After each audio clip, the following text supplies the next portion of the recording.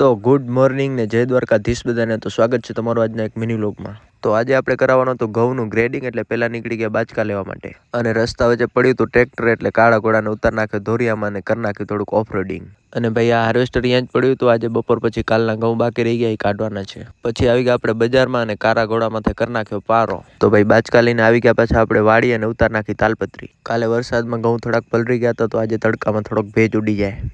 અને પછી આવી ગયો પપ્પાનો કોલ. એ પહોંચી ગયા હતા મિલે અને બાચકા જોતા હતા, એટલે આપણે પણ આવી ગયા મિલે પહોંચીને ભાઈ આપણે રાખી દીધા બાચકા. અને પછી બજારમાં કામ હતું તો આપણે પહોંચી ગયા બજારમાં. અને પછી કાળા ઘોડાને લાગી ગઈ હતી ભૂખ, એટલે એને લઈ દીધું મોંઘું પાણી દઈને ભાઈ પાછા પહોંચી ગયા આપણે વાડીએ. કાલના ઘઉં કાઢવાના બાકી હતા એ નીકળી ગયા, અને પપ્પા પણ આવી ગયા હતા ગ્રેડિંગ કરાવીને પાછા. અને ફૂલ પારો હો ભાઈ. અને આ છે આજના કાઢેલા ઘઉં, મેસીમાં ફૂલ પારો.